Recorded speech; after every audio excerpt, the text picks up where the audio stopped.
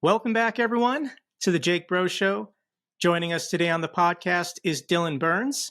He's a YouTuber, streamer, and independent war correspondent.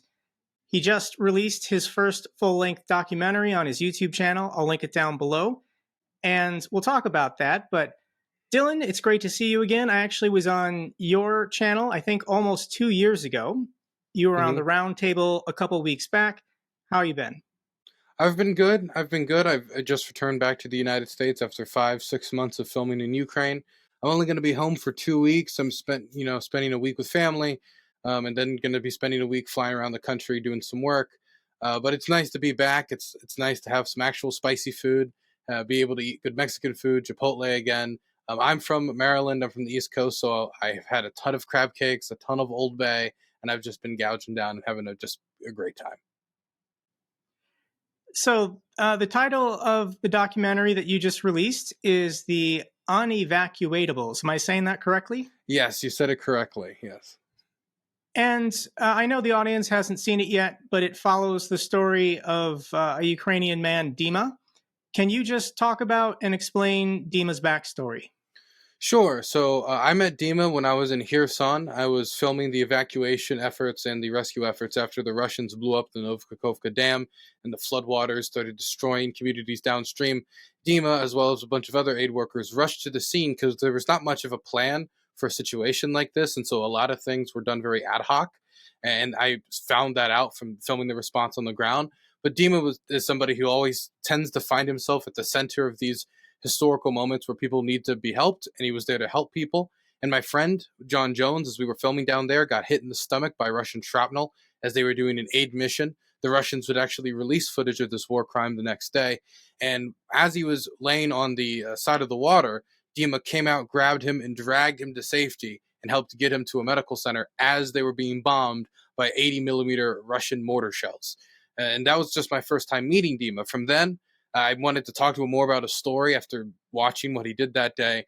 And I learned about how many people were evacuated out of Mariupol, how he drove out of Svetohirsk with no tires during the battle to get people out, how he was near the front line during the battle to liberate cities like Kupiansk. And he was just at so many different historical moments. And his story was so intriguing as somebody who comes from a Russian-speaking background, whose father fought in Afghanistan and Chechnya. From that background, he should be perfect for the Russian, Ruski Mir dream. Yet here he is feeling the consequences of the invasion, trying to help as many people as he can. And so we meet him, and as he tries to go to the people who are still in the frontline cities who refuse to leave, the Unevacuatables, the title is taken after. And we even film one of these conversations, one of these debates he has with the people who stay there for about 10, 15 minutes. It's a really interesting conversation. It's my favorite part of the documentary. Yeah, I agree. That was an interesting part of the documentary. If I understand Dima's background, he's from Dnipro? Yes, he's from Dnipro. How did he end up in Mariupol during the siege? So when the war started, and this is what I found not only with Dima's story, but is why I wanted to focus on Dima, but it's also true of a lot of other people, is that a lot of the people who got into this early on in aid work, they're not people from necessarily evacuation or worker backgrounds. Dima's not somebody who has formal training in, let's say, a medical response or formal training as a firefighter or something you would tend to see someone taking up this rescue role. He was just, as many would put it, at the right place at the right time. And as many people were leaving, his family included, he decided that he wanted to stay. He still doesn't really know how to explain that decision. He just made that decision for himself. And when he saw that there were people who needed to be evacuated from Mariupol, namely some of his personal friends, he went there to try to get them out. And as he went there to get those friends, family members out who were stuck in Mariupol, he got embedded with other groups. He started doing aid work, and this person with no experience threw himself into one of the biggest and bloodiest battles of the early war, and crossed the front line multiple times in order to do it. One of the big takeaways I've taken from the documentary really is that anybody, if given the right circumstances, if they make the right decisions and seize the moment, can do a lot to help their neighbors. Absolutely. So, does Dima have any kind of official position in the Ukrainian military, or does he have an official job? No, he doesn't. There's no official capacity that he serves in. And this is what is true of not only a lot of the early response, but even a lot of the ongoing aid work. Is a lot of it's ad hoc, done by small groups, small aid organizations, NGOs, or people who don't even get like shown on social media. Most of the aid groups that I've embedded with are very small local groups, like 5, 6, 7 people, just working to help those from their community who don't even have social media pages, who don't even have any type of like media presence to speak of, and have no idea how to get their stuff out there. And early on, that's who he was mostly working with. No official capacity, just working with whoever needed help at the time. And it was too chaotic for there to be even like a concrete, completely organized withdrawal and saving of everyone in Mariupol. A lot of people had to help themselves, and for those that the government couldn't help, that's where people like Dima came in. So this documentary focuses on the evacuations, uh, but given the title, can you explain some of the reasons why Ukrainian civilians refuse to evacuate from their homes when the Russians are blowing up the house next door, when they're advancing on their village? Why do people choose not to leave? So I've talked to a lot of people who have decided not to leave frontline communities, not just while filming this documentary, but before this documentary and since this documentary, whether it be near Chasiv Yar or near the southern front line near like Orihiv or any of these other locations. And the while most people have this image of there's either these like brave patriotic Ukrainians who are just refusing to leave because they love Ukraine so much and they don't want the Russians to take their home, or on the complete other end of the spectrum, they hate their country, they just want the Russians to take over. And it's one of these two stereotypes. And if you don't fall within one of these two stereotypes, it's kind of hard to explain yourselves to people, because immediately once like a soldier or an aid worker starts talking to a local, sometimes it feels like they're immediately trying to gauge, okay, so what exactly are you? Are you one of them? Are you like pro-Russian? Are you actually cool with us? Why are you still here? But the main reasons I found is a lot of them feel that once they leave, they're going to have no economic support, that they don't know where they're going to live, they don't know where they're going to get food. The pensions they get from the government are just so small that they don't imagine that there's going to be enough to support like a $300, $400 rent in a city like Kiev. There's others that have buried their entire families in these homes, and so they just could never imagine leaving it for any reason, and they've never left within like 100 kilometers of the village anyway. There are some who are afraid of, and I at least met a few people, including one that was documented in the story, who are afraid that if they leave with their kids, that their kids might be drafted, their 20-year-old, 30-year-old sons at the checkpoints, even though from what I could find that there were no draftings going on during these early evacuation checkpoints, right near the frontline villages. And there, of course, are people who are waiting for the Russian army, who do want the Russian army to take over. But in my experience, in the vast majority of instances, that's not the case. Are there people who have problems with the Ukrainian government? Absolutely. I've met people who have had their homes destroyed also by the Ukrainian army, and they're shelling from their forces. But in the vast majority of instances, it's people who either feel like they don't have enough resources to leave, they're afraid of if they leave, they'll never be able to come back to their homes again. And everything they ever have is in these homes, that they've never left anywhere else.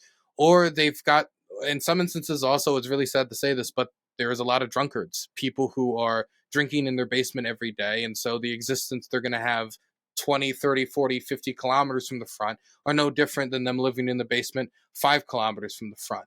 And so I think that it's a really complicated mosaic of people who decide to stay behind. But the idea of it's either patriotic Ukrainian, brave, they just never want to leave for that reason, or they want to backstab their country and they just want the Russians to come over. Those two stereotypes are actually not that common. I agree. Just from these videos I've watched, people who refuse to leave, it is mostly economic uncertainty and just loyalty to their ancestral home, where they grew up and where their parents were buried. But the documentary does talk about what Ukrainians call waiters, Yes. people who are waiting. This is, we'll go ahead and say, an extreme minority. But can you just talk about the waiters and what people who are trying to do these evacuations, trying to help people, what they think of them? So waiters are people who, while waiters, some people might say that anyone lives on the front line is a waiter. I don't think that's a fair characterization. I think somebody who is a waiter is somebody who is waiting for the Russian army, somebody who is waiting for what they would think either brings the ending of hostilities or the takeover by the Russians. So they're waiting for that. I don't think anyone living near the front line you could characterize as a waiter. And for those people, there could be a few different reasons as to why they're waiters. Some, it's a sense of nostalgia that they remember the 70s and 80s when they were much younger, and they remember those times being much more prosperous, that there was not these wars between the peoples, or as it's commonly referred to within at least the Russian sphere, the brotherly peoples, as they refer to, the Ruski Mir, as is more commonly referred to now. And that they're part of this world, that they were once part of this world, and everything would be fine if we just returned to how it used to be. Many Ukrainians would say this is, Soviet thinking, that they're thinking with rose-tinted glasses towards their youth. But if that is the case, or if that is not the case, they believe it either way. There are others that have family members that live in Russia, and for them, it's as simple as, if the Russians take over, then I can go see my family again. I've met a few people who are like that. I met others who are diehard believers in the cause. They have family members who maybe they fight with the Russian armed forces. They're on the other side, but it's now it's the Russian armed forces. But just a few years ago, they were referred to as the LPR and the DPR, the Luhansk People's Republic, the Donetsk People's Republics, these proxy states that the Russians set up, and put, and I'm just being blunt here, criminals to head. Plushilin in Donetsk, he ran marketing schemes. The head of the Crimean occupation has deep ties to the mafia, but they would join these military units either due to the fact that they believed in the struggle, or, as was often the case, because job prospects in a lot of these occupied territories are just not that plentiful, and most of the people who are young and wanted to work have already left. Can I ask, when was the first time you went to Ukraine? At the start of this war is when I first went to Ukraine. I would have gone probably back in 2014, but I was 13 and I was too busy playing Minecraft. Yeah, I was going to comment that you're a young guy. So I'm where I'm going with this is what drew you to this conflict? Like, why are you dedicating so much time of your youth? I mean, I think you're in your early 20s. Yep, 23 now. Why are you focused on Ukraine at this point in your life? Well, I think one thing that really made me feel passionate about this is that I'm really angry about the amount of lies that were told about this war, and that misled me and misled other people about what exactly was going on here since 2014. Because I did not have much engagement with this war until the large scale invasion. When I started covering the war more closely, I got some viewership around that, and I decided I was going to use the money that I have made to improve my coverage. It was either, do I make a better studio in the States, or do I improve my coverage and go on the ground? And I chose the latter. I thought that would be more fruitful in the end.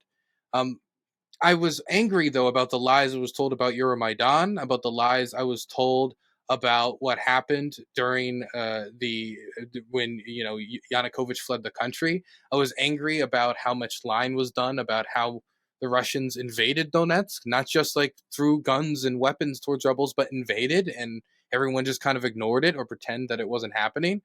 Same thing happened in Crimea, and I was mostly angry that there wasn't enough on the ground sources that I could pull from, or that were plentiful or very visible, that could give me the other narrative, either from people on the ground that could talk from firsthand experience, but stuff that wasn't being covered on a lot of the mainstream publications that you would see if you walk into the gas station. So I think one thing is, I wanted to cover this topic from an angle that it hasn't been covered much from the mainstream press, in order to try to hopefully debunk a lot of this misinformation, which is becoming only more and more plentiful online. Another reason is that I do believe that journalism is the first draft of history, and that if we can get a really good first draft, then it'll be much easier, make it much easier for the people who are going to have historical arguments about what exactly happened where, much further down the line. And lastly, and while as a journalist this should not cloud your mind too much, I do think the Ukrainians are fighting a just struggle, and if I could cover a just struggle, that does make me feel a lot more passionate about it than compared to covering, warlord X fights warlord X over a pot of gold here, you know. Going back to 2014, I didn't think this would ever become a bigger conflict. So I commissioned in the Air Force as an officer in 2015. So for the entirety of my 6 years of military service, I was an ICBM operator. I didn't think anything would ever happen with the Russians. It just didn't make sense to me. The narrative spun in the media in the West is that, okay, there's this naval base that the Russians really care about in Crimea. Putin wants Crimea. Maybe that's it. Maybe, that's a consolation prize for a divorce, a permanent divorce between these Slavic brothers, Ukraine and Russia. Ukraine can be closer to Europe. Ukraine can be independent from Russia, but Russia's going to take Crimea. In my mind, and I think for a lot of people in the West, okay, that seemed like a reasonable deal. A permanent divorce, but, you know, Putin's going to keep this naval base in Sevastopol.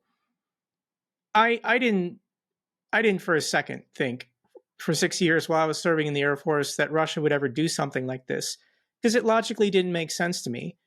The oligarchs were getting rich. Europe is their best customer, their biggest customer. If they were to do this, one of my favorite interview questions was to Anders Puck Nielsen, and I asked him, why did Russia invade Ukraine? And his response is Putin thought it would be easy. If Putin thought this would turn into a 2.5 year war, he never would have done it. But it was supposed to be a 3-day special military operation. Zelensky was supposed to accept that helicopter ride from President Biden and flee the country, set up a shadow government in exile in London or wherever, and Putin would have been fine with that. So I'm grateful for people like you, willing to go over to the conflict, boots on the ground, and give these firsthand reports. I don't consider myself a journalist. I'm not, because I'm not a primary source on anything I talk about. I can give my analysis, that makes me a commentator, but I don't view myself as a journalist. So I really respect what you've done, putting your time, money, and effort into being on the ground and speaking with these people.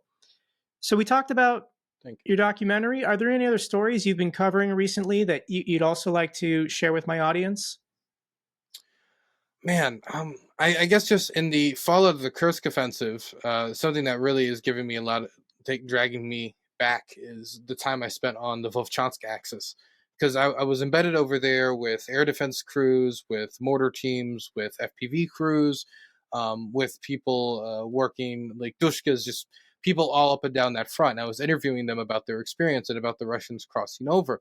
And it seemed that to the minds of many people, it was either A, the Russians pushed across the border because they wanted to create a barrier in order to stop, and this is what the Kremlin said, raids from the Ukrainian sides, like the previous raids into Belgorod that was launched by the Russian Volunteer Corps and the other volunteers. And if that was the purpose of the attack from into Volchansk, into that axis, well, then it's failed because now we have the largest raid that we've ever seen, much larger than the previous two raids, much deeper. It's broken through the defenses, is doing a lot more damage, taking much more prisoners. So if the purpose of the offensive on Volchansk was this, which is what the Kremlin said, by their own admission, by their own words, this has been a failure. But if it's due to other reasons that other analysts talk about, like maybe this was meant to drag away forces, to force the Ukrainians to drag away forces from the east in order to make it easier for the Russians to push, which to some extent you can see the Russians are pushing forward in Pokrovsk. But on the other hand, if their forces are getting pushed back in Kursk, then they're going to have no choice but to either supply Kursk or deal with the immense consequences of the damage the Ukrainians could deal. And now we're starting to read of reports of them pulling back troops from Kupiansk, of them pulling back troops from other areas, troops that were currently trying to rest because they were just doing offensive operations, who are now going to, before they're ready, be sent to defend the Kursk region to fight against these troops that used to be defending the border with Belarus. So I think on the front of, hey, we wanted to create this barrier, it was a failure. On the front of, hey, we wanted to divert troops, it was a semi-success, but now could very much be followed with failure, because if they divert troops only to be diverted themselves, well then, how much help does that really give? And so I think that this is just making me reflect a lot more on the time I spent with those troops on the Volchansk axis, because they were really doing a lot of damage to the Russians over there already. And a lot of the reports I was reading then was like, okay, what are we going to follow this up with? What's going to make all this suffering worth it? And I still don't have an answer to that question of what that offensive achieved for the Russians, now even more so. Well, I don't believe they were ever serious about threatening the city of Kharkiv. Kharkiv is just too big. But Absolutely. I do believe they wanted to get within artillery range. They wanted to just drones and glide bombs are expensive. Artillery rounds are cheap. They want to just terrorize the city of Kharkiv, Ukraine's second largest city. So they need to get within 20 or 30 kilometers. One, create a buffer zone for themselves, but two, get within artillery range of Kharkiv. And I think every Ukrainian knows this, which is why they're fighting so hard. Um, but yeah, Russia spent 5 or 6 months preparing for this reinvasion of the Kharkiv Oblast. I've heard the arguments that they went in early. They went in before they were ready because they were trying to beat the delivery of aid from the West after Congress passed the aid bill in May. So let's talk about Kursk because this is the number one news story in the world right now. I've been having a good time. My video yesterday was a lot of fun. Uh, but do you think the Russians were just fooled by their own propaganda? When they reinvaded Kharkiv, Ukraine then needed to reinforce the border in Sumy and Chernihiv. So Ukraine was building up forces. I mean, there were troops and armored vehicles going to Sumy. The reports are that Shoigu knew about it. The intelligence was there. But were they just being wishful in thinking that Ukraine wasn't actually going to attack them? That these were defensive units, defensive troops, scared of Russia opening another front in Sumy? Like, how did the Russians get this so wrong? I they might have only complicated it for themselves because they did do some small raids into Sumy earlier on. It was a few months ago, but it was nothing more than just propaganda PR. They rose a flag. I think a few Chechens got killed. Nothing really came of it. The only thing that came of it was some blurriness about whether the Ukrainians could use Western weapons across that area of the border because of that tiny little raid, that tiny little propaganda move. But I think that maybe they thought that this was a buildup to respond to the possibility of the Russians following up on that, of the Ukrainians thinking, well, if they attack in the Kharkiv region, then they're bound to maybe attack over here, so we'll get our troops in the area. But also, I think maybe sometimes people just don't want to believe what would be a worse situation for them, and so they'd rather believe that they were on the defensive than think that the Ukrainians, while they have a manpower crisis in the east, would actually take the time to gather some of its most elite units, air defense systems, jamming equipment, tanks, mine rollers, and all of these units motivated, and then punch through the border and then just start wreaking havoc across into Kursk when these troops are desperately needed elsewhere. And so I think maybe that their math was, and this might have probably the same reason why they did the Volchansk offensive early, or many people assume that they did the Volchansk offensive early, is because they wanted to take advantage of the manpower and supply crisis. But if they have a manpower and supply crisis, they shouldn't be able to do what they're doing right now. And so I think a combination of their previous actions making it easy for them to see that, oh, it could have been defensive, combined with the fact that it wouldn't make sense for a country in a manpower and supply crisis to start launching offensives like this, maybe put them in a false sense of security, even when they started to see certain warning signs and buildups, which were being talked about at least slightly in the weeks leading up to this attack. So I want to ask you the question. Uh, Western weapons are in Russia right now. We've seen German armored vehicles. So the Ukrainian uniformed military has invaded Russia and is occupying Russian territory with Western weapons. Do you German think tanks are Putin's. back in Kursk. Yes, it's quite a But spectacle. but my question is, I mean, do you think Putin's nuclear threats are just dead?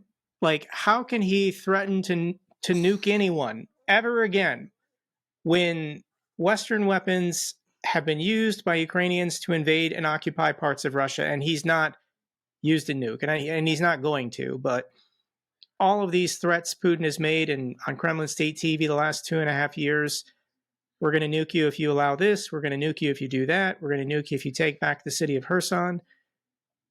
And It, here's the Russians being humiliated yet again, and obviously they're not going to use a nuke, right? it really shows the danger of this kind of boy who cried wolf approach to nuclear weapons. If you say that you're going to nuke everyone over everything, then you degrade the credibility of those threats, and therefore each preceding threat over each preceding micro expansion or non expansion of the war. I mean, the idea of your opponent shooting back, causing you to go into a nuclear frenzy on its face is ridiculous. It's going to wear it down to the point where a situation where before, if they hadn't beat their chest about it, and all of a sudden they just said Russia's territorial integrity itself is threatened. Our nuclear doctrine clearly states that when Russia's territorial integrity is threatened, we can use nuclear weapons. This could be a situation where before, maybe the West would even proactively go tell the Ukrainians to pump the brakes, pull out if you want future support, if they hadn't been so, gung ho about making these threats. But after making these threats about any number of things, whether it was increased Western support with the tanks, whether it had to do with giving the long range weapons, then it was the long range weapons striking within Russia. And I'm just naming a few off the top of my head. I'm sure somebody can make a collective list of 50 so times different Russian government officials, or the less 10 to 12 times Putin himself has made a threat like this. But I think that they've degraded it down. And honestly speaking, this scares me. It scares me because since they used it so excessively and they leaned on their nuclear arsenal to make up for the weaknesses in the rest of the armed forces, once we hit an actual red line where the Russian government has the internal logic that declares it a red line consistently, and it has been a red line historically, so it's not the type of thing that will bend with ease or bend upon impact, and they continue to cry wolf, it's going to be much harder to distinguish unless they take some sort of action to distinguish it, i.e., increasing their nuclear readiness, loading up their nuclear plant, they're loading up their crews to get ready to deploy, etc., stuff like that. So the Russians have not only degraded their nuclear threat, they've also, through their own, I think, gung-ho attitude, have increased the risk of a nuclear confrontation. I can't remember which publication I read this in, but it was an article titled, "What if Putin presses the red button? We know he presses the red button and nothing happens. So what if Putin orders a nuclear strike and either someone in the chain of command refuses to carry it out, or there's like a technical malfunction, but we have the intelligence he tried to do it? Do we then hit him in response?" Like, there's so many nightmare scenarios. I get this question all the time because of my own military background, but it doesn't matter how many fail or who in the chain of command refuses an order one time. What Russia lacks in precision and accuracy, they make up for in mass. They're just big and they just have a lot. This is what they've been doing for centuries. They know their military is incompetent, but they're the horde. They just try to overwhelm you with numbers. It's a frightening future, but on my channel, I advocate that this war is most likely going to end with the breakup and dissolution of the Russian Federation. Decolonize the Caucasus, decolonize Central Asia, decolonize Siberia. Do you think that's a scenario that is likely to happen? I mean, do you think that's a scenario that people like me should even be working towards? Do you think this war should end with Russia remaining intact, or do you think it should be broken up, for example, into 14 new Belarus-sized countries? I, maybe I'm a conservative, right? And you won't hear me say that often, but maybe I'm a conservative on this issue. I don't think that that is a likely scenario, and therefore, if I don't think it's a likely scenario, I'm not going to put my chips on it or like tell the United States to follow a policy that I don't think is likely. I don't think that Russia has to destroy itself in the open fields of Ukraine. I think that it is entirely up to them if they end up doing that. I cannot say for sure that they will not do that, though, because they continue to do just that very thing in the fields of Ukraine. And if they continue to throw themselves against the bayonet year after year after year as the economic difficulties continue to send in, as the demographic crisis that Russia faced before this war is only intensified both by the labor pool that is fleeing the war and the labor pool that is directly being killed and or maimed by the war, as the Russian economy struggles in order to make up the reserves that it's spending or the reserves that were frozen overseas and is now collecting assets for the Ukrainians. Over time, I do think it can put itself into such a situation where a certain man's political ambitions and tying it within the war, where that man's political existence can make Russia have an actual crisis of survival. But I think that is going to take the Russian government making bad decision after bad decision, ramming its head again and again against the wall after the West makes the decisions to continue supplying that wall with ammunition, so to speak. Uh, that's the scenario where I could see something happening that would cause a Russian breakdown in society, that would allow maybe breakoffs in Chechnya, Dagestan, Tuva, wherever it would be. But I also don't think that the scenario is very likely. And I also don't know exactly how the United States would manage the scenario. And I think our government is much the same way afraid of this as they were the collapse of the Soviet Union, not knowing how they would manage, the nuclear arsenal that would descend into whose control after this sort of a breakup of states. They also don't know what those states would look like or the makeups of their government or their hostility to the United States, towards Europe, or towards the rest of the world, if those governments would be extreme, moderate, etc. And so I don't think that's a policy our government's likely to pursue. I don't think it's likely to succeed, but I don't think it's impossible. And when it comes to failures, never count out the Russian government. No, absolutely. I don't think there's any Western governments. Well, that's not true. I don't think the Baltics and Poland would be too upset. But France, Germany, the UK, the United States, I guarantee they do not want to see Russia break up. They don't want to see civil war in which regional warlords are fighting over natural resources, and they all have nuclear weapons. But my final point is, it's not our decision. We don't get a say. We are going to put our foot down and say Russia's not allowed to expand. We're not redrawing the borders. They're either happy with their 1991 borders or they don't have to exist anymore. We're going to keep them contained, and if they turn on each other, they turn on each other. Russia is not allowed to expand anymore. That's been their business model for 500 years, but that's not what we do in the post-World War II era. I think that the Russian government has zero respect for Ukraine's sovereignty. I think that the Russian government doesn't only have zero respect for Ukraine's sovereignty, but probably, no, almost certainly, a number of other states within Europe. And it's shown that through its actions and its words. Before the Russian, actually, no, that during the start of the Russian invasion of Ukraine and before the Russian invasion of Ukraine, Putin released essays and speeches saying that these states, these both Soviet states, if they would not exist with Russia's interests in mind, it can use the justification of its right to control them from that Soviet legacy to go and bust them up in a lot more complicated Soviet and Russian jargon. But that's essentially what he was getting at, is that these states, by their existence with the Soviet Union and due to the risk they pose to Russia as being close to the country with the biggest borders in the world, pose a threat to it. And if that's the logic that Putin holds, on top of him thinking that Ukraine and other states that are part of his so-called Ruski Mir must be part of it in order to exist, that means the only way you would stop someone like him, if he truly believes that, is making it so that he has no option but to back up. And so whether that means defeating him in Ukraine, collapsing the war machine behind him, the economy that supports it, whatever it would mean taking away the tools from his disposal for him to try to bring about that plan. Because I don't think that Vladimir Putin himself is going to be letting go of that plan anytime soon, unless made to let go of that plan. I saw you ask this question on your stream last night, so I want to ask you the same question, but are there any news stories that you don't think are being covered enough? Something that maybe I or other YouTubers, things that are happening in Ukraine that just aren't being mentioned, that should be? Man, there's a few things that I want to hype. There's a few things I could think of.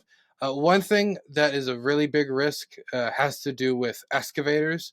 There's a crisis when it comes to needing small excavators to dig trenches all across the front line, around Kursk, around Kupiansk, around everywhere. They need excavators. That's a small crisis. There's also always been a problem with there not being enough demining equipment and demining crews. Ukraine is covered in mines. It is like covered in mines from head to toe, and it's not just in military areas, but in a lot of the liberated civilian areas as well. I lived with demining crews for a month when I was in Balaklia, watching them do a lot of the demining work, and they're going to be doing that for the next 80 to 100 years. And so, if there's anywhere you want to get the most bang for your buck, as somebody who's donating to the Ukrainian armed forces or to Ukraine generally, donating to the civilian Sesu demining crews, like they're going to be using that equipment for the next 40, 50 years, where a rifle might go silent in the next 3. So that's something that I think always deserves a little bit more of a boost. That's unusual to me because that doesn't seem like it'd be difficult to get. Like a digger, an excavator or whatever, every country in Europe has them for various reasons, and they could, if they wanted to, they could donate them to help Ukraine dig some trenches. That seems like a very simple thing that if somebody in the government just requested Poland or Lithuania or Sweden, like, do you have any extra diggers, excavators? Could we have them? We need them. Well, the problem is they need a lot of them. They need ones that can be like active all across the front, and they could easily get blown up. And the Russians are actively targeting them.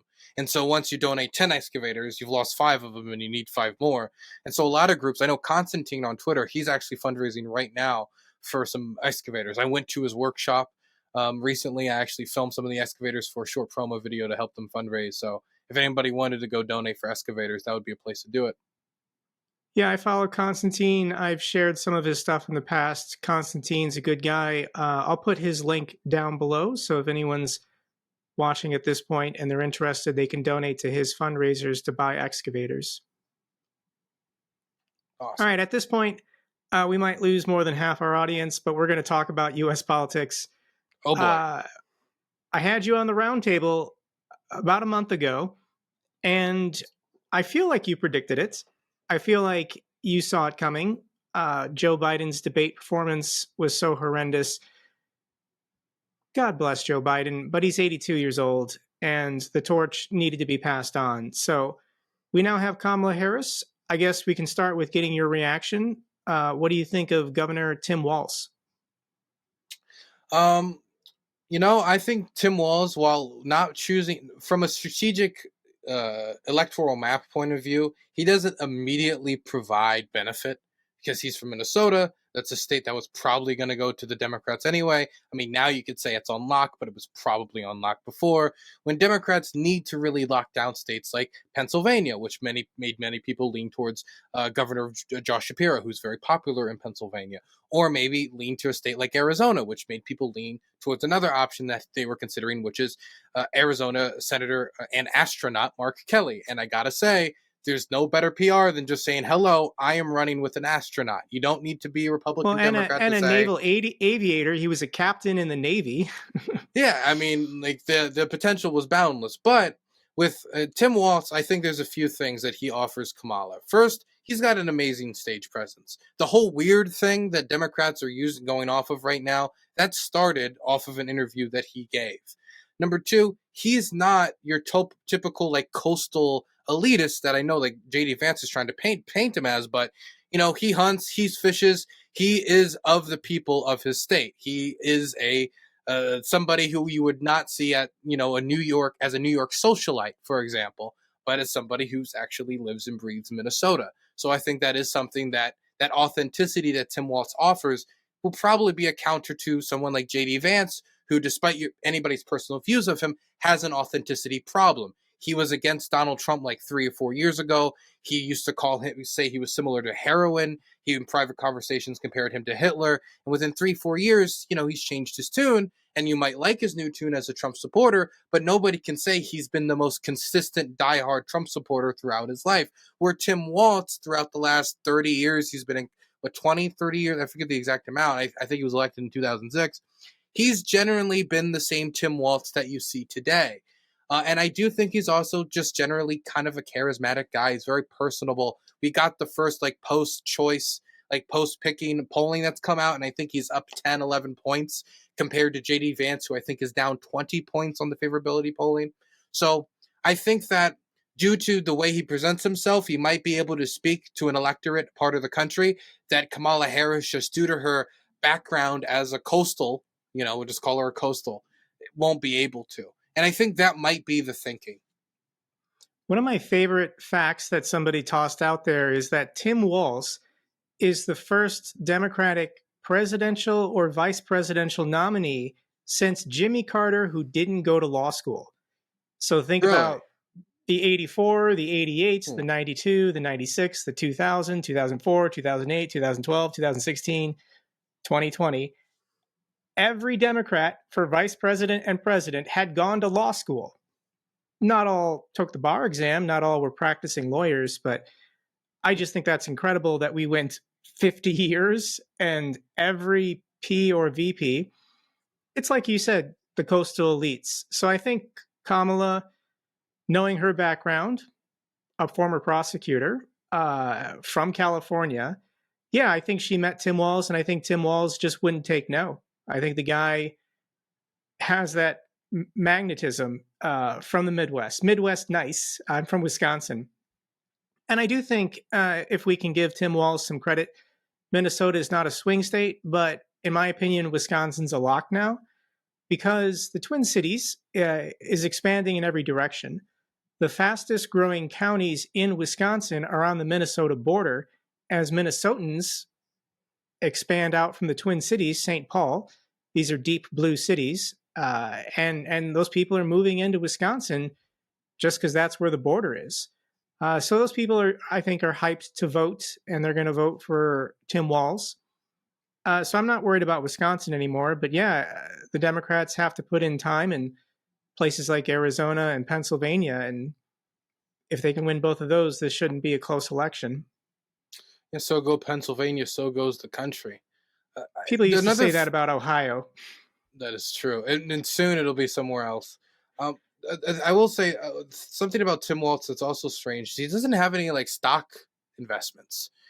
People were doing financial checks. He doesn't have any big stock investments. He doesn't seem to be very financially tied up in the way that many legislators are, which it could The be. guy was a It, school teacher for 30 years. yeah, school teacher, 24 years in the National Guard. He doesn't have a banker's background, to put it lightly. But I don't know. Some people are trying to make that an attack on him. Like he's not financially sound. He doesn't know how can you be a politician and not be making these financial investments. But I think if he markets it correctly, he could try to make it a benefit that he's not tied up with the same financial guarantors that the rest of them are, and I don't answer to the same people that everyone else answers to, etc. Some, and not exactly Bernie Sanders, but maybe a type of anti-institutional appeal that is all the rage these days. I just look at him.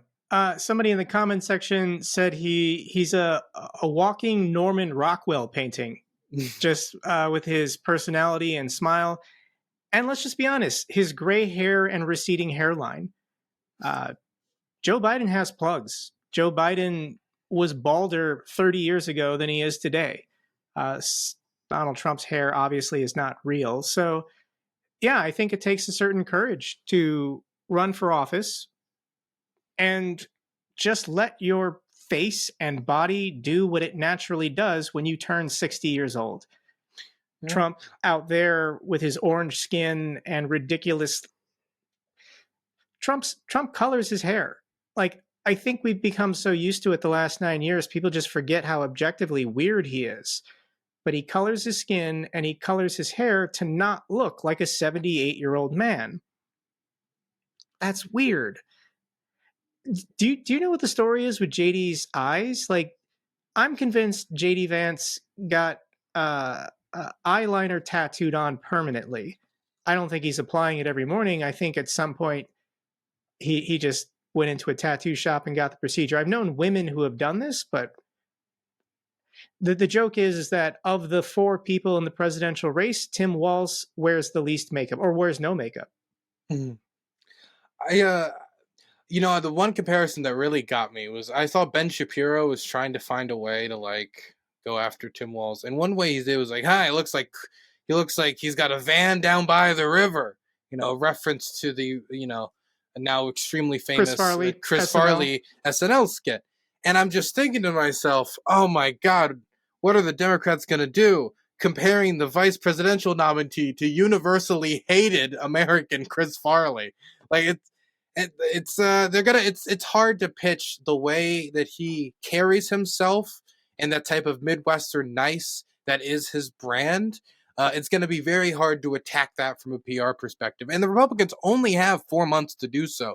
Same thing with Kamala Harris. They got to get off of, I think Trump called her Laughing Kamala was his zinger for Kamala Harris. It's way less than 4 months, dude. I mean, it's like 80 some days. That's 2.5 months. Yeah, I mean, he could have called her Cackling Kamala. I mean, it was right there. But they need to develop some new attacks because think about how much time they invested in attacking Hillary Clinton and how much time they invested in attacking in Joe Biden, and to painting an image of them going into the election booth that made people not want to vote for them. And that was very effective with Hillary Clinton. Having 80 days to do that with Kamala Harris, who now has a net positive approval rating, the first time a candidate for president has had it since the 2020 race, a net positive approval rating, they have a really difficult task ahead of them. And it's not made any easier by the fact that both Kamala Harris's announcement to be the nominee created record-breaking fundraising numbers, and Tim Walz's announcement as the VP, I just heard, raked them in another $37 to $40 million within 24 hours of that announcement, putting the Democrats solidly ahead of the Republicans when it comes to fundraising. So they have to put forward that message with less of a fundraising apparatus than the Democrats right now, when the RNC already has its own financial problems. So Kamala fundraised over $300 million just in the month of July. We don't have August's numbers, obviously. But that's official campaign funds from ordinary people. The federal donation limit's like $3,000. That doesn't factor in super PAC money and what people are giving in unlimited donations to whatever Harris's super PAC is. I don't even know its name. And 66% of those donors are first-time donors. With like an average of like $200. Yeah, it's pretty incredible. So I think when we were talking on the roundtable a month ago, I don't know if I mentioned it in the roundtable, but I just said Joe Biden doesn't have the energy. I mean, Trump was right. Joe Biden didn't have the energy to get out the opposing message because you need a coherent, forceful message in rallies and public appearances. And bless Joe Biden, but once again, he's 82 and he just didn't have the voice or the energy anymore. That week that Trump was almost assassinated, and then we had the RNC convention. I mean, a lot of people were ready to give up, already ready to bury the November election 6 feet under. It was hilarious. I was meeting people. I was out in Ukraine, and I had people with me who were in Ukraine with me, like, Dylan, it's over. It's done. It's over. Donald Trump's already president of the United States. What are we going to do? I'm like, it's a long election. A lot can happen in 3-4 months. I mean, I remember when Donald Trump, when he was convicted, a lot of people were saying, it's over. He's a convicted felon. People aren't going to vote for a convicted felon. And within a few weeks, it was over in the other direction. And hey, I want everybody to wait, because within a few weeks, who knows, maybe it'll be over in the other direction again. I think Trump sealed the deal for losing when he picked J.D. Vance. Like, J.D. Vance such is a so bad horrible. pick. Such a terrible pick. Well, for 200 years, American politics has been about a balanced ticket. You want two people on the ticket that balance out demographically, regionally, ideologically, whatever, to unify a national party, a nation of 330 million people. And J.D. Vance does nothing. There's no additional voters who said, I'm not sure about Trump, but he picked J.D. Vance. I'm a yes now. Those people don't exist. Trump picked him, one, for Peter Thiel and Elon Musk's money, but two, J.D. Vance said, I don't care about the Constitution. I don't care about the law. I will do anything I have to do to make sure Trump wins and stays in office forever, or myself in office forever. The guy's a fascist. when you think of JD Vance, like he doesn't seem like the best pick from really any angle you think about it. Now, there's a few things he adds. He's young, and Donald Trump's old, so it's he didn't pick another like 70-something-year-old man. So I mean, maybe you could have picked Rand Paul to be his VP. Who knows? Like, but he didn't pick another 70-something-year-old man, so that's a positive. He's from Ohio, and he's from an area that has felt the sting of like the opioid epidemic. So there's like an angle from which he can But he wrote a pitch to best-selling book Americans. trashing that community. Exact. Like That's it's the exact problem. Is they're hoping that nobody's gonna read what he was saying about the very people they're trying to win the votes of. Just a few years ago in Hillbilly Elegy, which is I not a mean, love letter to these people. he's trashing the white people of Ohio and Kentucky for being drug addicts and lazy people, surviving on welfare. I have his book. I read his book. Yeah, why would any Republican voter from Kentucky or Ohio read his book and say, I want to vote for this guy when he sold out? The Well, they second he didn't could read the get out of book. Ohio, he went to Yale and then he went to Silicon Valley. He doesn't care about the Midwest. There's nothing Midwestern about this guy. There really isn't. And I mean, like, JD Vance doesn't have experience. He's been in the Senate for like he just got elected to the Senate. Two He just years. beat Tim Ryan literally like 2 years ago. He has next to no political experience. He's a political newcomer, doesn't have a lot of allies, doesn't have a lot of influence, to be clear. The only reason he is VP is because Donald Trump's sons liked him and they advocated for him when Donald Trump was going to pick Doug Burgum, a much more strategic, like Is that the North Dakota governor? I believe so. Yes, it was Yeah. a much more moderate pick that's angling for a type of people that are starting to feel a little iffy about voting for Trump. It made a lot more sense. But his kids wanted JD Vance, and JD Vance, if nothing else, is at least showing verbal and public loyalty to Donald Trump to his core. He went on national television and said clearly for the whole country to hear that if he was in the position of Mike Pence when the vote came to him to certify, and it was his constitutionally mandated duty to certify the election, that he would overturn those election results and send it back down to the states and in line with the Donald Trump election plot coup. So if that's the position that JD Vance is taking, I think that in and of itself might be enough to get Trump to say, okay, he's my pick because he's not going to block me when I need him to do what needs to be done. But electorally, it was a pick you would only make if you knew you had it in the bag. And as we can see very evidently right now, Donald Trump doesn't have it in the bag. JD Vance is a weirdo. He doesn't attract people. He pushes them away. And I do not think that his message of, weirdo cat ladies is going to, exactly enthrall the nation. Yeah. You don't think his stump speech talking point about liking Mountain Dew is winning over No, I don't. swing voters in Pennsylvania? Not yet. I don't think it's winning him over yet. Maybe if he makes a few more speeches about how, childless people should have less political influence, or if he goes out there and compares abortion to slavery again. There's a lot of zingers he can throw out there that'll endear him. I think JD Vance is learning a painful lesson that what works on right-wing podcasts doesn't work for the general public. I don't think Americans were paying attention to JD Vance because he was the junior senator from Ohio. Nobody cared what he said about cat ladies or slavery, when he was just some nobody from Ohio. But yeah, if you're trying to be the vice president when the guy above you is obese and 78 years old, you could be president. JD Vance could be the commander in chief of our military. So he's experiencing this next level scrutiny, and he deserves it. He deserves all the hate. He deserves to get roasted for the stupid things he said about the people he wants to represent. His shortcomings There's a lot of cat ladies in America, including in my family. I have sisters who are cat ladies, and they're pissed off, they're motivated, and they don't want to see this guy anywhere near the White House. His shortcomings only become more stark when you put him against Tim Walz too. I mean, you've got somebody with a who was the governor of his state after serving for like 20 years in the House, who got a ton of legislation through, and in Minnesota itself, like the legislative accomplishments, cutting down child poverty by a third, over $1 billion invested into housing, both housing infrastructure, helping people get first time mortgages, stuff like that.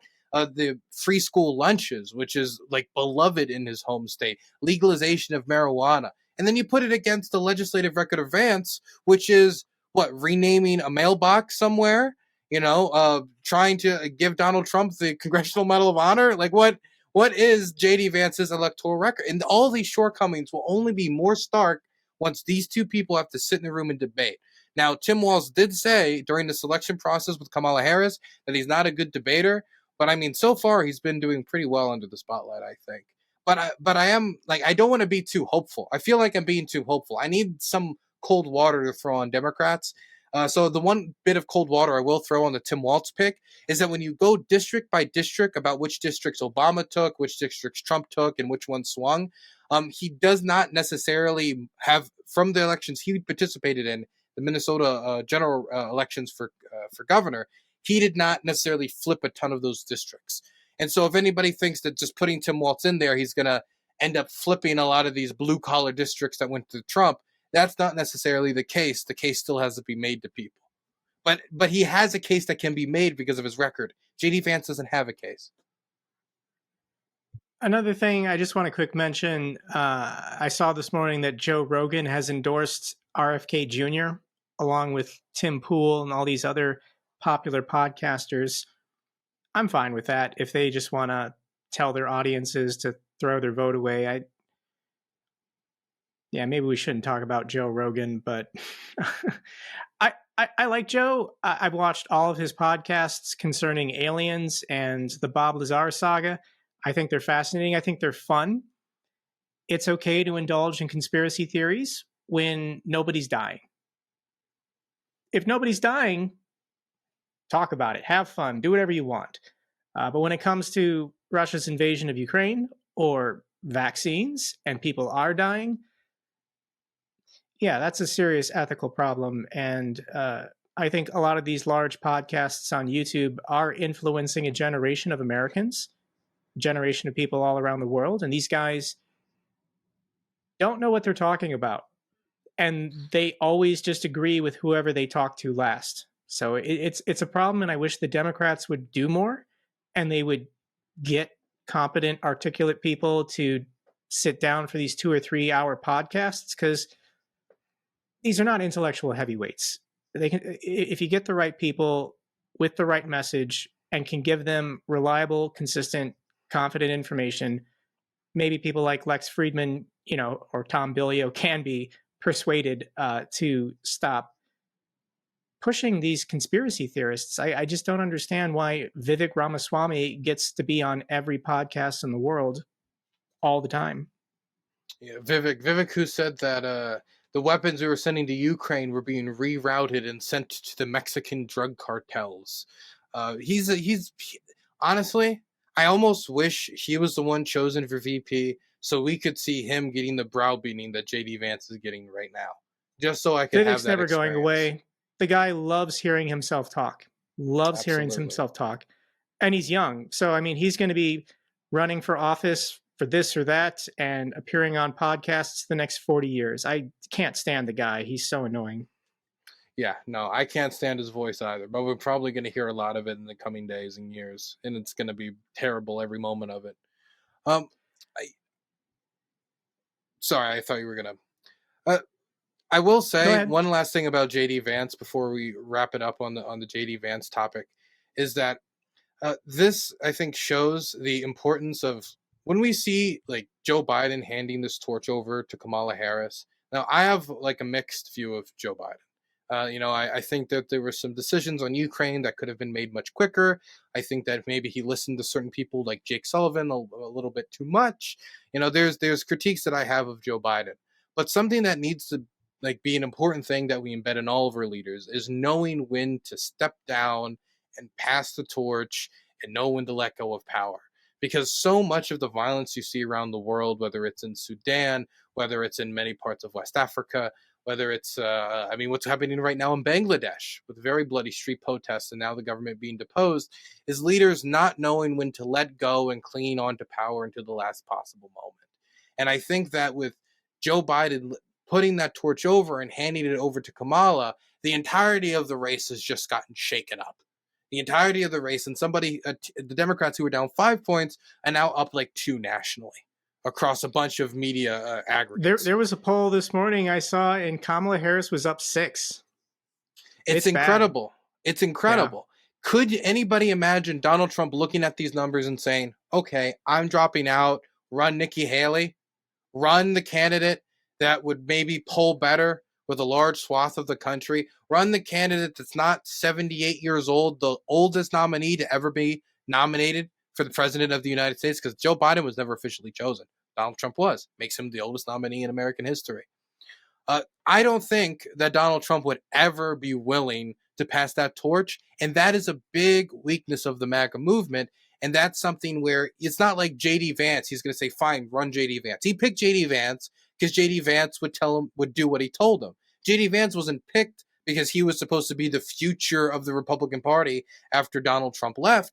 And so I think one of the main advantages Democrats really have in this election is just knowing when to hang up the gloves and choosing the party over the person. But when the party is the person, you don't have an option. I like what you're saying, but I disagree about. I mean, they're doing it this election cycle, but Joe Biden never should have been the nominee in 2020 because of his age. Hillary Clinton shouldn't have been the nominee in 2016 because of her baggage. But yeah, maybe we're learning. Maybe Democrats are actually learning, and we'll see what happens. I mean, the tragedy of the last 40 years with liberal politics in America is Democrats always find a way to screw it up. They always find a way to lose. All right, we've been keeping it casual here. Dylan, I really appreciate you and your time and the amazing work on the ground in Ukraine that you've been doing. Are there any closing thoughts or messages you'd like to share with the audience? It's been a long war. The war's not over yet. We still got a lot more time until the war is going to be over. But I'm sure if I keep my head down, I can get to the end of this. I'm sure that a lot of people who are out there, some of whom may be listening now, if you keep your head down, you might be able to make it through this too. And, it's always darkest before the storm. All wars shall pass, all things shall pass, and this shall be one of them. And I hope that, once this war is over, we can start thinking about the type of world, Ukraine, and Euro-Atlantic community we'd like to build after this to try to avoid another disaster like this again in the future. If people would like to see any of my work, I just released a documentary called The Unevacuatables, and I'm going to be releasing a lot more content on my main channel, Dylan Burns TV, DYLANBURNS TV, which you can subscribe and hit the notification bell to, where I'm going to be releasing more on the ground journalism like this. Thank you so much for having me on, Jake. I really appreciate it. Thank you so much for, once again, everything you've been doing, Dylan. Stay safe. Take care. Thank you very much.